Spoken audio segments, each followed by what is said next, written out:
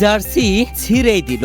বিশ্বকাপে এ কেমন কাণ্ড! প্রথমে গোল হজম করেও জিতল দক্ষিণ কোরিয়া, কপাল পুড়ল চেক রিপাবলিকের। প্রিয় দর্শক, শুরু হয়েছে বিশ্বকাপের রমরমা, যেখানে বিশ্বকাপের উদ্বোধনী ম্যাচে মেক্সিকো দক্ষিণ আফ্রিকাকে 2-0 গোলে হারিয়ে দিয়েছে।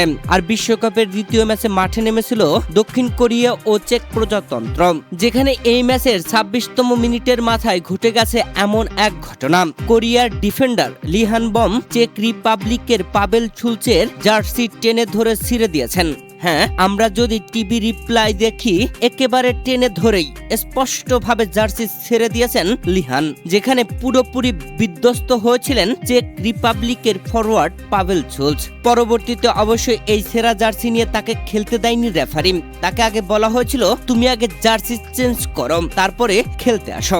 এরপরে ম্যাচের 39তম মিনিটে দারুণ সুযোগ তৈরি হয়েছিল কোরিয়ার জন্য, কিন্তু সেখান থেকে গোল আদায় করে নিতে পারেনি দক্ষিণ কোরিয়ার স্ট্রাইকার সন হিউং মিন। সন হিউং বলটি এমন পজিশনে পেয়েছিলেন, সেখান থেকে গোল করাটা তার জন্য খুব সহজই ছিল বটে। পুরো ফাঁকা ছিল মাঠ, কিন্তু তার নেওয়া শটটি গোলবারের বাইরে দিয়ে চলে যায়। ম্যাচের প্রথমার্ধে চেক প্রজাতন্ত্রের বিপক্ষে শক্ত অবস্থায় থেকে শেষ করেছিল দক্ষিণ আফ্রিকা, তবে দ্বিতীয়ার্ধে লিড নেয় চেক রিপাবলিক, কিন্তু পিছিয়ে থেকে ঘুরে দাঁড়ায় এশিয়ার দেশটি। চেকিয়াকে 2-1 ব্যবধানে হারিয়ে শুভ সূচনা করেছে দক্ষিণ কোরিয়া। পুরো ম্যাচে আধিপত্য দেখিয়েছে কোরিয়া। প্রথমার্ধে বেশ কিছু সুযোগ তৈরি করলেও গোল করতে ব্যর্থ হন সন লিরা। দ্বিতীয়ার্ধেও দারুণ শুরু করেছিল বো হং এর দল, তবে 59তম মিনিটে চেক রিপাবলিককে এগিয়ে দেন লাডিস্লাভ ক্রেজিম। কুফালের লং থ্রো হেডে বল জালে পাঠান চেকিয়ার অধিনায়ক, তবে সমতায় ফিরতে বেশি সময় নেয়নি এশিয়ার দলটি। 66তম মিনিটে হোয়াং ইন বেয়ম কোরিয়াকে সমতায় ফেরান। পিএসজির তারকা কাং ইন লির পাস থেকে গোলটি করেন বিয়ম।